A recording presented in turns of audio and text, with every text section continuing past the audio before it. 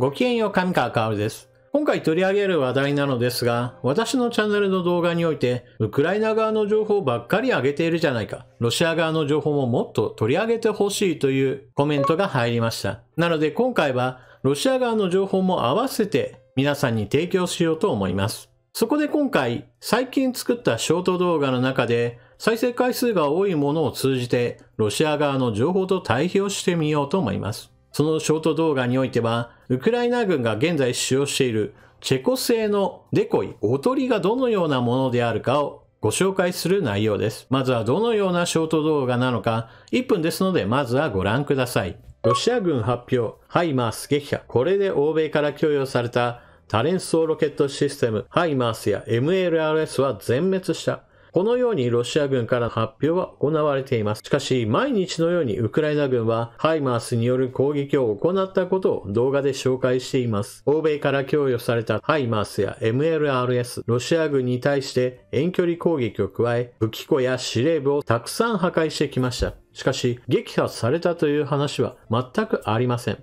なぜこのようなことが起こるのでしょうか。それは、チェコで製作されているデコイの存在が大きいと見られます。チェコで作られたデコイは非常に見た目も良く、ロシア軍を騙すことができているのでしょう。これを林の中などに設置し、兵士たちの荷物なども置いておけば、いかにも本物っぽく見えるわけです。今回ご紹介した以外のデコイとしては、戦車や戦闘機などもあり、ロシア軍を大いに惑わし続けることでしょう。というわけで、まず最初に皆さんにご覧いただいたのは、チェコで作られ、そしてウクライナ軍に供与されている多連装ロケットシステムのデコイです。空気で膨らませるだけなのですが、しかし見た目は非常に成功だと言えるでしょう。実際ロシア軍はこれまでハイマースを40両撃破したと公表しています。しかしウクライナに提供されたハイマースはそもそも20両で、その倍を撃破することは不可能だと言えます。しかもウクライナがこれは全く否定しており、一両も撃破されていないとしています。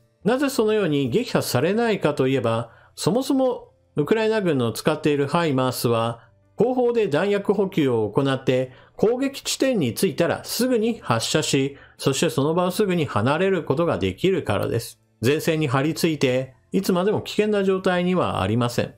常に移動しつつ攻撃することができるので、そう簡単には捕捉されないというわけです。それでは公平を期すために、じゃあ、ロシア側の使っているデコイはどのようなものかも見ていきましょう。ロシア軍の使っているデコイをご紹介しましょう。画面中央付近にあるのがロシア軍の使っているデコイです。遠目に見ればなんとなく長方形の物体から砲塔らしきものが空に向かっていることがわかります。近づいてみると、おそらくは車両が何両も通ったであろう道から少し外れる形でデコイが配置されています。そしてこちらが間近に迫っての写真。ご覧のようにネットをある程度の木で固定することによって長方形らしき物体を作り出し、あたかも自走砲であるかのような姿を作っているわけです。一応そばには空薬莢らしきものも置いてあり、なんとなく偽装しようかなという努力のかけらは感じることができます。というわけで、ウクライナ側の情報だけではなく、ロシア側の情報も流すべきだという声を受けて、じゃあロシア側が使っているデコはどんなものかというのを皆さんにご紹介しました。一応フォローをしておくと、ロシア軍の使っているデコイには、ウクライナ軍の使っているデコイよりも優れている点は一応は存在します。まず第一に、コストが圧倒的に安いです。木の枝で四方を囲んだところにネットをぐるぐると巻きつけて長方形を作り、そこに枝を突き刺すだけだというのであれば、別に刺したる苦労はないでしょう。一方、チェコ製のデコイは、空気で膨らませればいいというだけではありますが、少なくとも作る段階においては、どういった縫製をしようかなといったところに、確実に技術はいりますから、コストとしては、ウクライナ軍の使っているデコイの方がお値段は高いと言えるでしょう。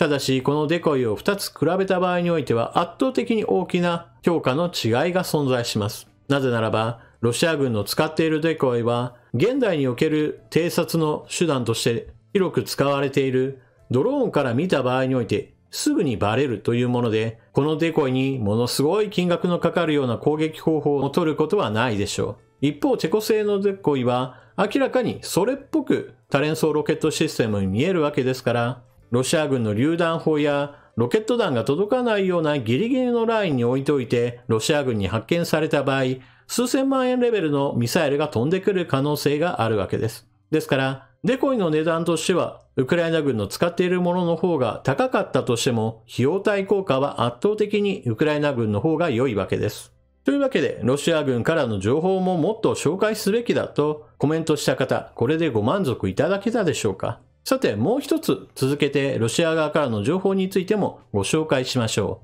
う。ロシアの監視ドローンがウクライナの遺体処理班を捉えた。質問。なぜウクライナ軍はいつも前線から死亡したばかりの遺体を急いで避難させるのでしょうか。答え。欧米の富裕層の顧客のために臓器提出。このような情報発信がツイッターのアカウントで行われ、ツイッターの表示回数は200万回以上を記録、またいいねは1000以上がついていました。このロシア側から発せられたニュースについては、明らかにフェイクニュースの一つです。決して騙されてはいけません。そもそもロシア側においてはこのようなウクライナ側を何とかして貶めようと頭をひねり続けている人たちがいて、悪意に満ちた情報発信というものが延々と繰り返されています。ですから、公平を期すためだという話をして、両方の話を持ってくるべきだということには、実はかなりの問題があるわけです。ある一方において、フェイクニュースがバンバン出てくるようなところが、大手を振って現れるというのであれば、それを紹介するのは果たして公平だと言えるでしょうか。そもそも論として戦場において兵士が亡くなるというのは、両軍にとってもどちらにも発生する事態です。しかしここで対応が全く異なることをこの情報発信は示しています。まず第一に、私たち日本やもしくは欧米においては戦場で味方が亡くなったのであれば、その遺体を何とか回収しようとするものです。それはできる限りという条件はつくものの、それは基本のことであって、決して特殊なことではありません。一方、ロシア側がこのように兵士の遺体を後方に持っていくことをあたかも特殊な出来事であるかのように伝えるには、あまりにも基本的な価値観の違いが存在します。例えば、去年ロシア軍がウクライナの首都キーウを何とか攻略しようと攻めかかりました。しかし、その攻略作戦は失敗し、ロシア軍の撤退が始まります。それを追いかけていくウクライナ軍の前には、ウクライナ人の住民が虐殺されているという場面が多々発見されるわけですが、そこにももう一つ特徴があって、ロシア軍の兵士もまた捨て置かれていたのです。撤退するロシア軍は、現地において略奪などを行ってその戦利品などを載せるのに非常に忙しく、味方の兵士を回収することなど全く考えていなかったのではないかと言われています。そのようにロシア軍においては味方がなくなっているからさあ回収しようという根本的な考えがない。だからこそ、なんでウクライナ軍は味方の兵士が亡くなったのを回収していくんだろうか。そんなおかしなことをしているにはきっと理由があるはずだと考えて、このような情報発信。ウクライナ軍は亡くなった兵士たちを回収するのはそれを臓器売買などに役立てるためだなどというプロパガンダを発することになっているわけです。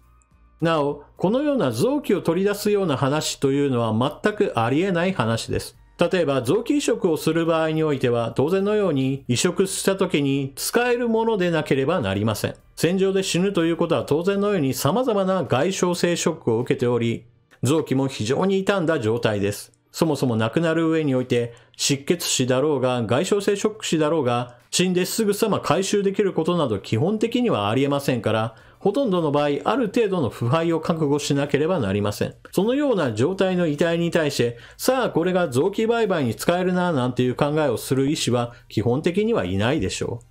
というわけで今回の動画においては2つのロシア側から発信された情報についても皆さんにご提供しました。基本的に私がロシア側からの情報を全く価値あるものとして提供していないのにはそもそも理由があります。それはゴミくずのようなものを皆さんに提供することはあまり役に立つとは思えないからです。